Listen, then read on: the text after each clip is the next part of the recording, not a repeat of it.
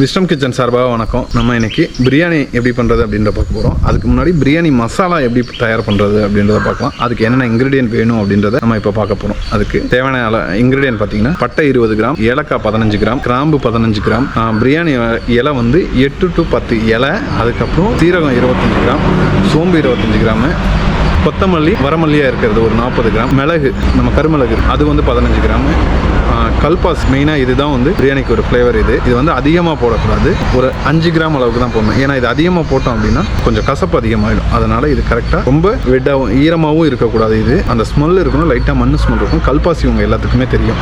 So இதுதான். அப்புறம் ஜாதிக்காய் வந்து ஒரு சின்ன ஜாதிக்காய், ஒரு சின்னதாக ஒரு இது நம்ம உடச்சி போடணும். அதுக்கப்புறம் ஜாதி பத்திரி அப்படின்னு சொல்லுவாங்க, ஜாதி பத்திரி அது வந்து ஒரு 2-3 பீஸ். ஸோ இது எல்லாமே நம்ம பிரியாணி மசாலாவுக்கு தேவையான. இப்போ இதை நம்ம எப்படி பண்ண போகிறோம் அப்படின்றத வாங்க பார்ப்போம். மற்ற நம்ம தேவையான இன்க்ரீடியன்ட் எல்லாம் சொல்லிட்டோம். ஒரு இரும்பு கடாயாக இருக்கட்டும், அதை எடுத்து வச்சுட்டு முடிஞ்ச அளவுக்கு இரும்பு கடாயாக இருந்தால் கொஞ்சம் சூடு தாங்கும்.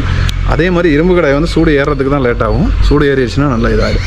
ஸோ ஒரு கடாய், அது இரும்பு கடாயாக இருக்கலாம், இல்லை அலுமினிய கடாய் வடச்சட்டியாக இருக்கலாம்.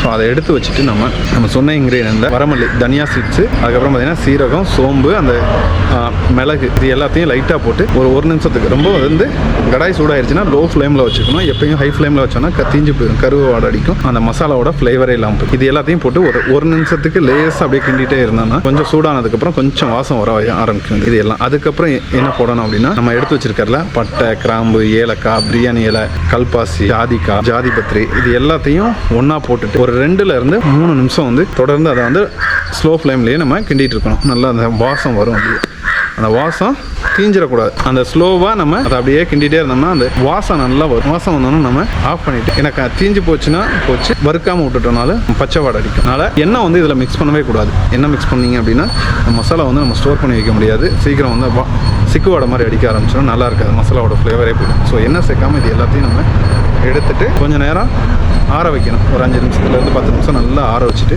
மிக்சியில் போட்டு நல்லா ஃபைன் பவுடராக பண்ணி வச்சுட்டோம் அப்படின்னா நம்ம ஒரு அருமையான பிரியாணி மசாலா ரெடி ஆயிரும். இதை ட்ரை பண்ணி பாருங்கள் அந்த ரேஷியோவை. ஏதாவது டவுட்ஸ் இருந்துச்சுனாலும் நீங்கள் கண்டிப்பாக எங்களுக்கு மெசேஜில் சொல்லலாம். உங்களுக்கு இதே மாதிரி வேறு ஏதாவது மசாலா ரெசிபி வேணும்னாலும் கண்டிப்பாக நீங்கள் எங்களுக்கு மெசேஜ் பண்ணுங்கள். இன்றைக்கி பிரியாணி மசாலா எப்படி பண்ணுறது அப்படின்றத நம்ம பார்த்துருக்கோம் எல்லாரும். இந்த பிரியாணி மசாலாவை வச்சு நம்ம எப்படி ஒரு அருமையான சிக்கன் பிரியாணி எப்படி பண்ணுறது, மட்டன் பிரியாணி எப்படி பண்ணுறது, வெஜ் பிரியாணி எப்படி பண்ணுறது, அதுக்கு நம்ம அந்த பிரியாணி மசாலாவை எவ்வளோ யூஸ் பண்ணணும், மற்ற இன்க்ரீடியன்ட்லாம் எவ்வளோ யூஸ் பண்ணணும் அப்படின்றத நம்ம அடுத்த வீடியோவில் நம்ம பிரியாணி எப்படி பண்ணுறது அப்படின்றத நான் உங்களுக்கு சொல்ல போகிறேன்.